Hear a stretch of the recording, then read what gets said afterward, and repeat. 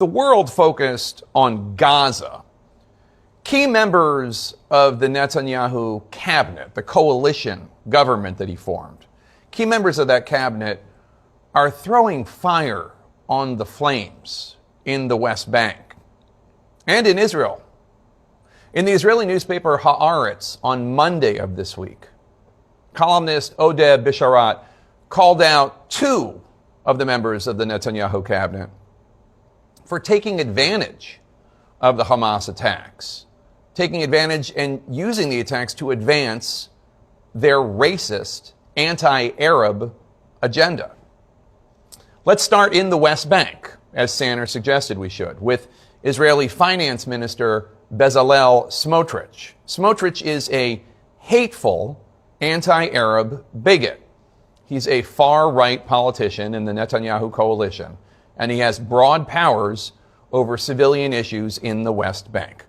Haaretz reports that since October 7th, more than 170 Palestinians have been killed in clashes with Israelis across the West Bank.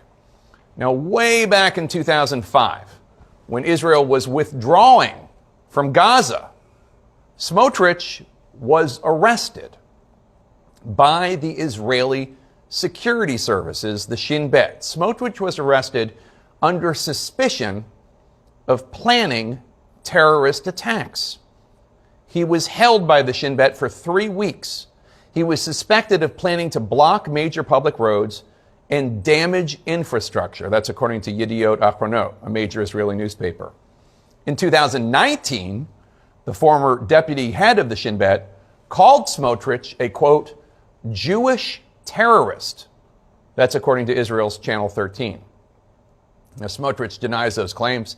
He stated he was proud of his role in opposing Israel's expulsion from Gaza, quote, noting that he was freed without any charges being filed against him, according to a report from the Times of Israel.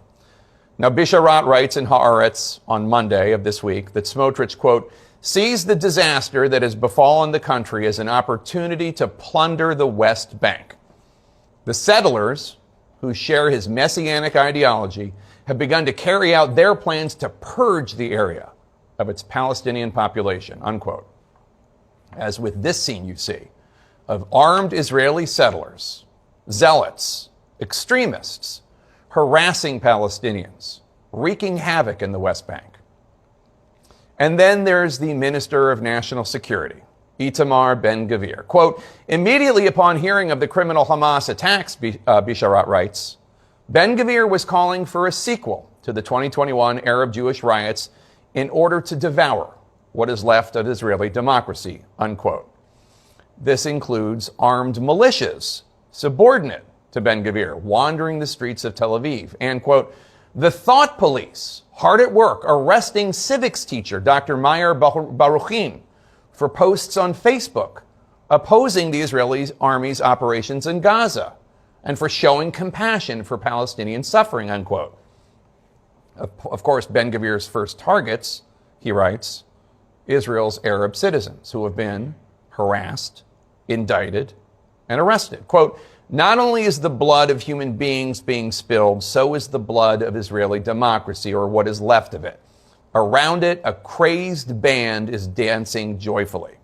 Ben-Gvir, quote, has declared war on the Arab community, and not a single word of criticism has been uttered by the Israeli mainstream against this shameful spectacle, unquote. Yesterday, Ben-Gvir posted this video bragging about how Hamas terrorists are receiving, quote, the most stringent conditions. 8 handcuffed terrorists in a dark cell, iron beds, toilets in a hole in the floor. To which Israeli citizen Gil Dickman tweeted to Minister Ben-Gvir, quote, Itamar, I'm begging. My cousin is now in the hands of Hamas. He's kidnapped his cousin.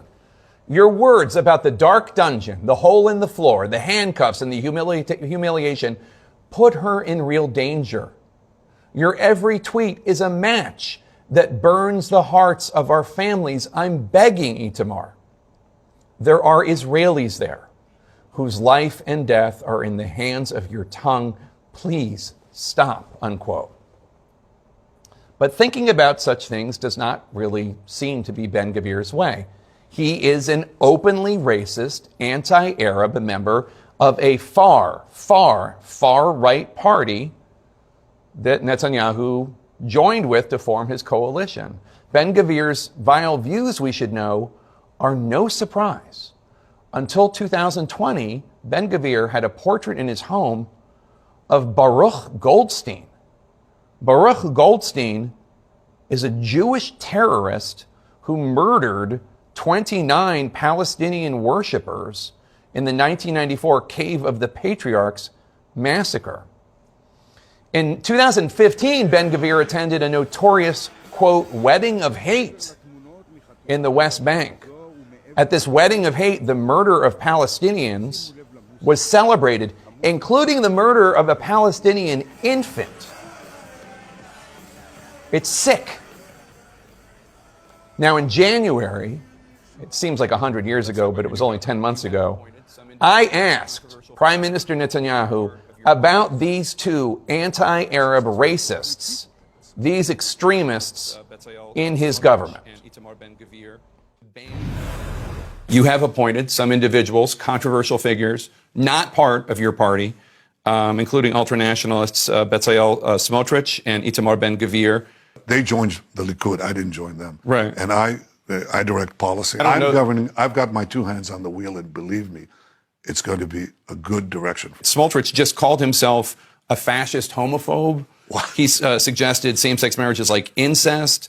The former deputy director of Shin Bet said he was a Jewish terrorist, that he tried to stage an event when the Gaza pullout was going on. And the other day he was saying that he was putting out these horrible conspiracy theories. You must have seen this about the Shin Bet and the assassination of Rabin. I mean, these seem like rather extreme individuals. Yeah, well, a lot of people say a lot of things when they're not in power, and they sort of temper themselves when they get into power, and that's certainly the case here. Look, I'm controlling the government, and I'm responsible for its policies, and the policies are sensible, and they're responsible, and they'll continue to be that.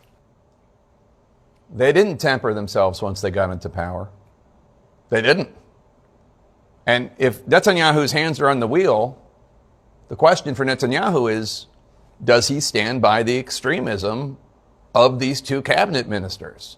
Because it's not just the presence of Smotrich and Ben-Gvir in the Israeli government, it is the policies that they are enforcing in the West Bank and in Israel that are clearly inconsistent with the image Israel is portraying to the Western world at this crucial moment in Israel's existence that needs to be challenged.